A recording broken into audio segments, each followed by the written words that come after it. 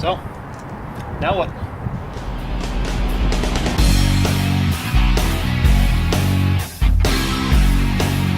What's going on, guys? What's going on, guys? What's going on, guys? What's going on, Basement Dweller? Guys, I'm up here in Forest Lake visiting the video game store in the far north.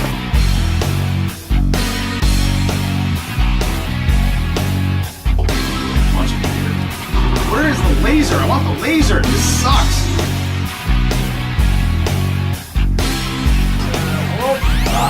Can't stop on stuff. You gotta punch it. Yeah.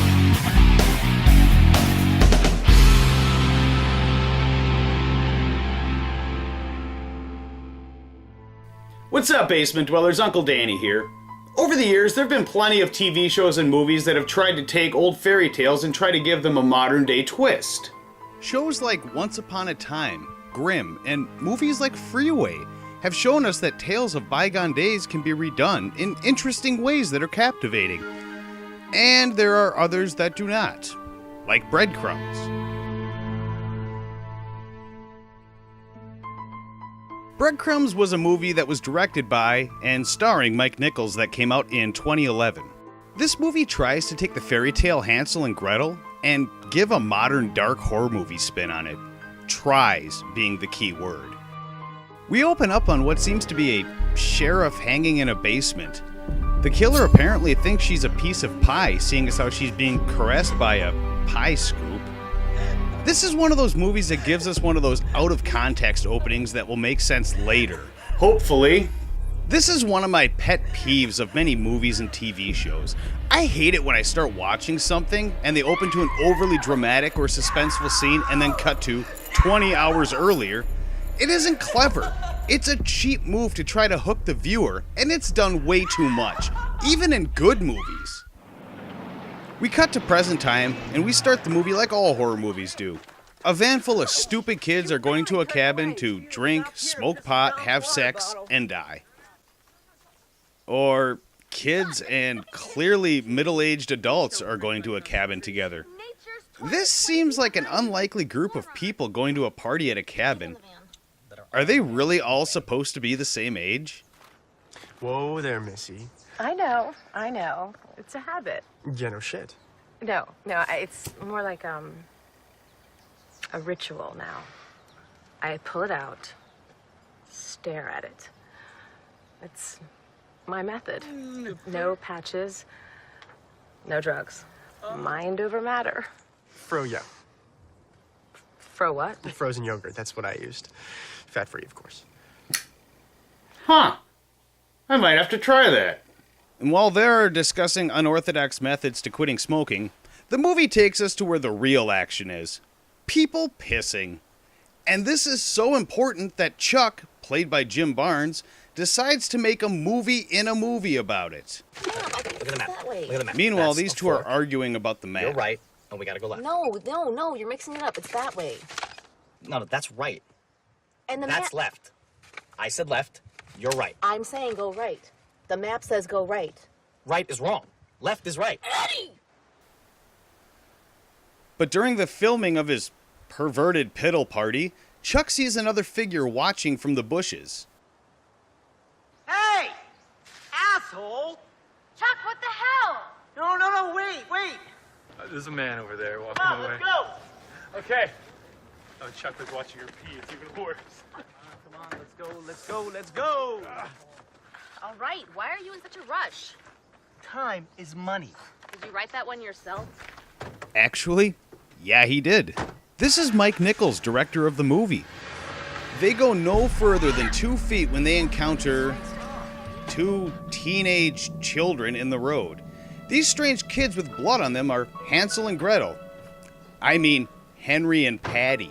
Oh my God, are you guys okay? Oh God, you scared the crap out of me. How did they not see them walking in front of the van? And more importantly, Of course they speak why are they talking to them like they're little kids when they are clearly at least in their teens? Come on! So the gang makes it to their destination, the cabin in the woods. I wish. And here they cover the basics of horror movie 101. Getting drunk, making out, and doing really stupid things like going outside alone for no reason. Out here, Angie, played by Marianne Hagen, hears one of the teenage children humming a nursery rhyme. She investigates and finds a doll on the step, and she's soon greeted by a familiar face. Whoa! I'm so sorry. You scared me there. What are you doing out here all by yourself? What's your name? Missy, do your parents know where you are? She's obviously not a 5-year-old girl. Why are you talking to her like that? Oh. It's okay. It's okay, sweetie. It's probably just a raccoon or something silly. Ah, yes. We up here in the north all too well know the howling cry of the raccoon. Oh. Where's your house?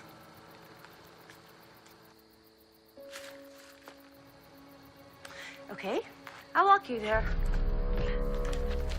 Or not. We'll just cut to the next scene around the fire where they're roasting marshmallows and humping each other's legs.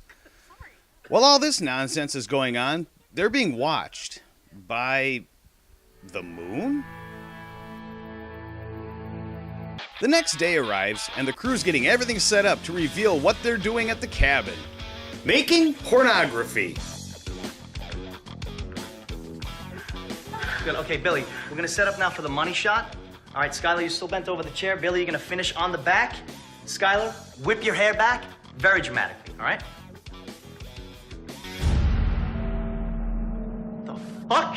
You're ruining my money shot, kid! That obviously isn't a kid. So, of course, they go out to investigate.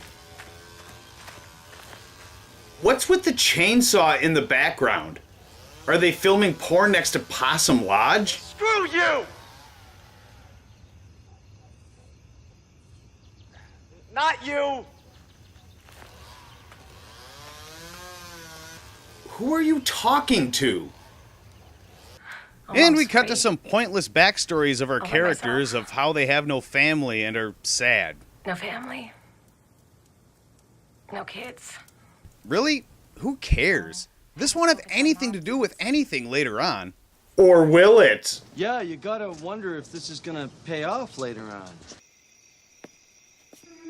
Angie hears the nursery rhyme again and investigates again.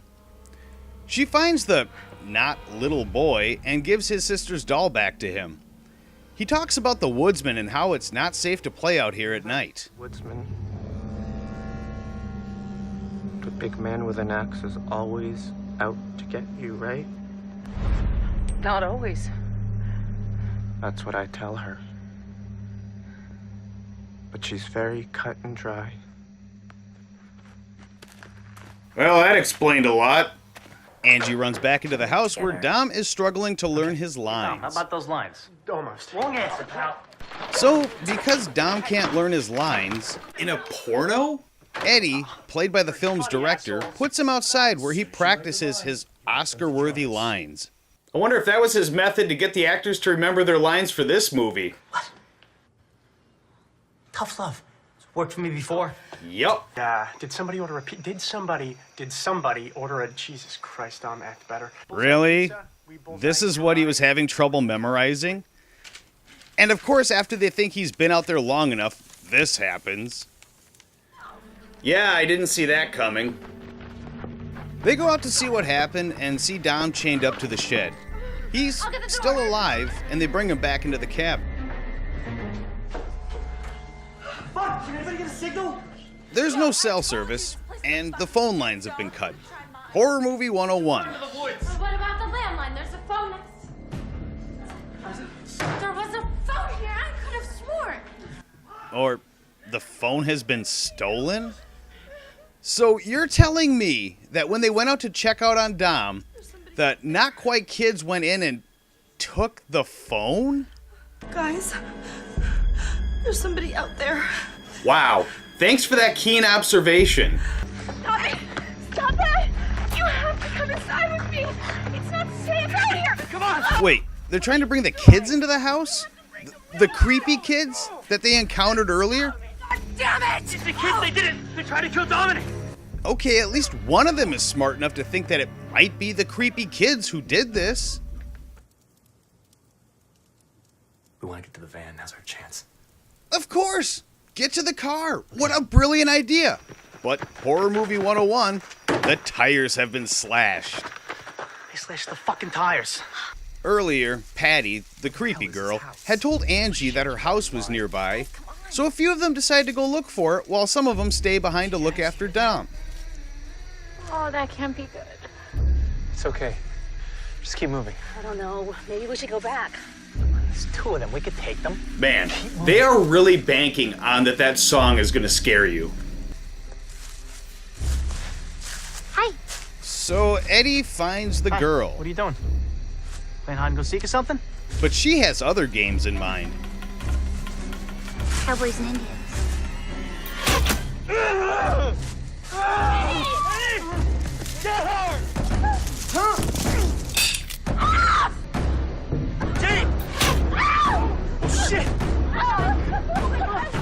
They all make it back to the cabin, minus Chuck and Skylar, and come to the conclusion that the woodsman is helping the kids. Meanwhile, Skylar is tied to a tree, where the boy smears blood on her face and asks to continue his story. Now, can I finish my story? When did he start the Mommy story? and Daddy didn't want to play with them anymore. So they took them into the woods alone, where they found a great big house of candy. What the hell are you Don't talking trust houses about? of candy. Especially people that live inside of them. No, Henry, that isn't how we play. Yeah, Henry, this is how we play. Well, I stand corrected. This is why I never wanted to have kids. There's a first aid kit in the van. I'm going out there. Billy decides to get the first aid kit out of the van, but forgets the keys. Vanity, yes, her name is Vanity, House now. brings the keys to him when she's encountered by the girl. Go back. Henry kills Vanity as Billy is told to go back inside. Not bad for my first shave.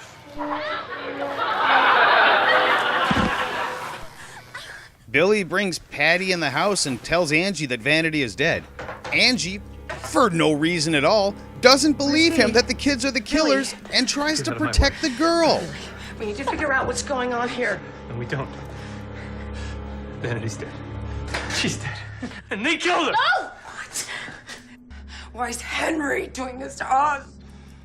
Because he says this is a house of candy. I don't even know what that means. Neither do I. Neither do I. So apparently, Patty doesn't want to be with Henry anymore, even though they've clearly seen Patty act on her own. Why, who left you? Why are you listening to her? Please don't You eat. clearly know that she's the one that's behind this. Hey guys. Where's Dominic? And Dom somehow got up without anyone noticing and went outside to be dragged by Henry.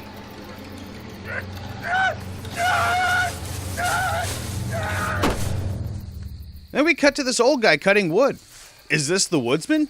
I don't know, because we cut right back to the cabin without explaining anything.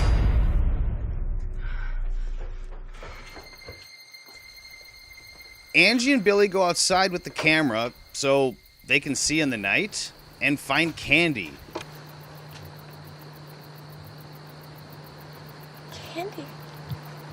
Fresh. Yeah, fresh candy, lying in a pile outside. The group decides to wait until dawn before doing anything else. One missed call. But while they're waiting, they see there was a missed call on the phone, which means at some point it was receiving service. This isn't a good idea. You're right in the line of fire, Angie. So Angie goes up to the balcony of the cabin to try to see if she can find some service. I got it! And wouldn't you know it, they get attacked by arrows again. What happened? What happened?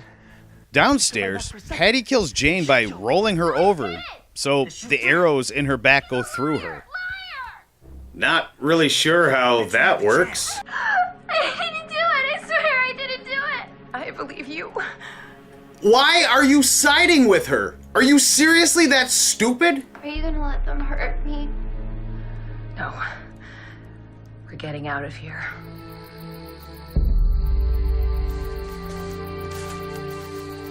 Don't turn around. What about you? Just go. Please, Mommy. Don't leave me. What did you just call me? Oh, so that pointless dialogue from before actually has a purpose. Wow, movie, you are too clever.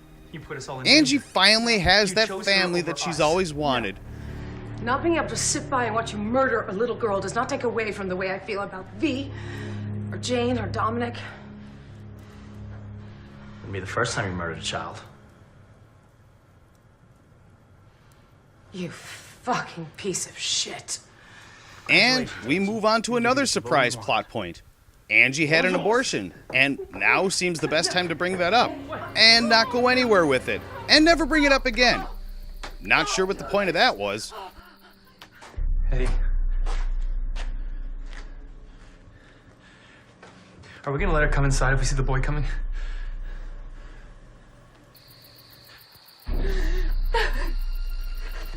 He's just a little. Eddie! No, we're not.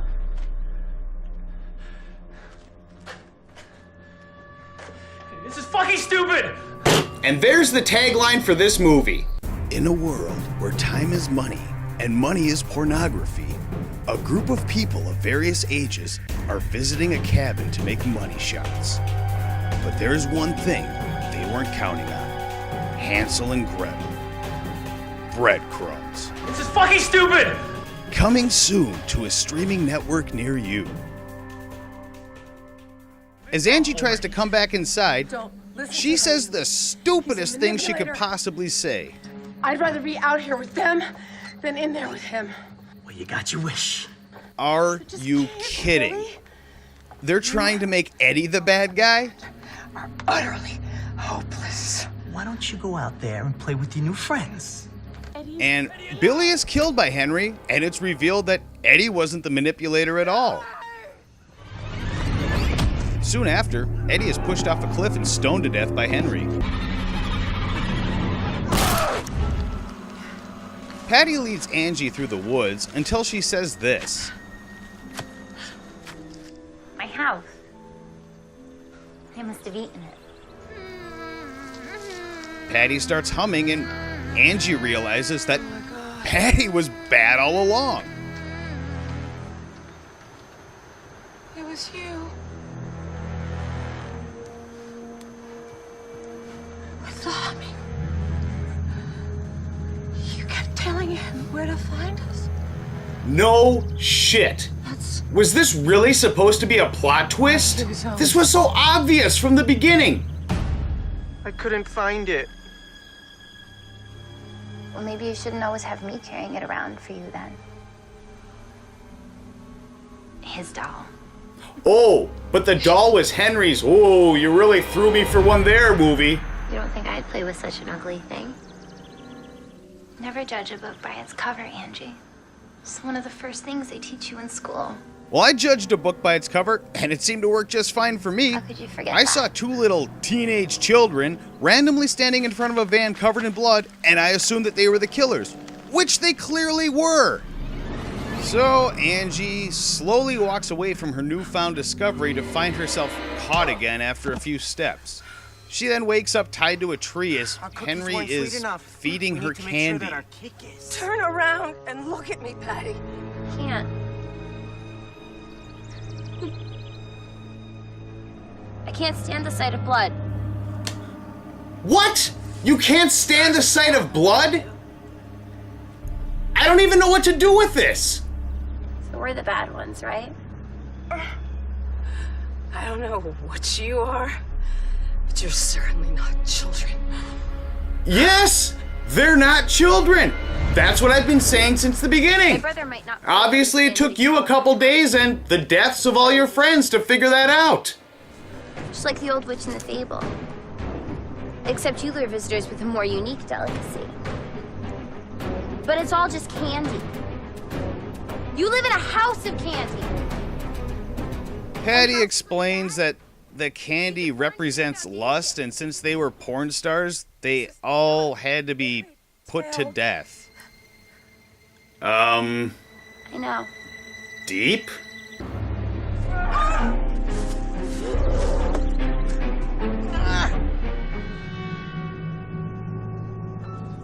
Angie wanders into what seems to be Henry's hangout. Notice all the kid stuff, but it's covered in blood? Those things don't go together. That must make it scary.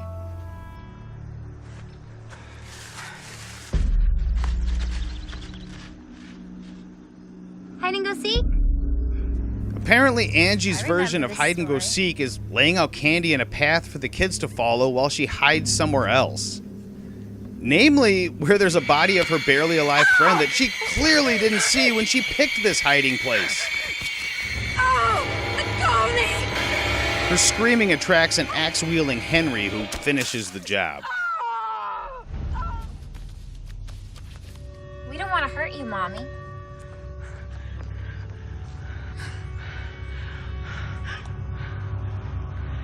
Henry, I want to be your mommy. Just you and me. Please, Angie. Henry's my brother. And I'm his mother. She's just using you, Henry. to get Really? somewhere when she We're doing has this to again? leave you here After her all last alone. couple of attempts, does she really think she's good at this? Everything's gonna be okay. Okay, Henry, get out so of my Henry's way. against Patty now? Angie makes her getaway as Henry screams for her. Mommy, mommy, mommy, mommy, mommy, mommy, mommy, mommy, mommy, mommy, mommy, mommy, Oh my god. mommy, mommy.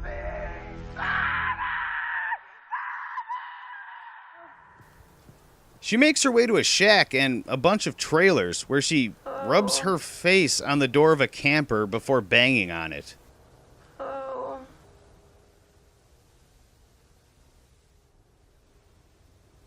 Oh.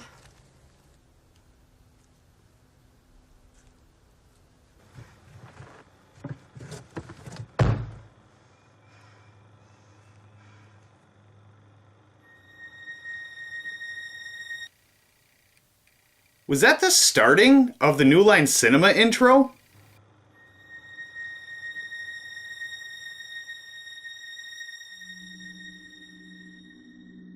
She sees an axe on the seat and an old man standing in front of her. He tells her to get in the truck so they can go to the hospital, but she decides to run for the woods, where she lays down on some leaves and starts humming the nursery rhyme.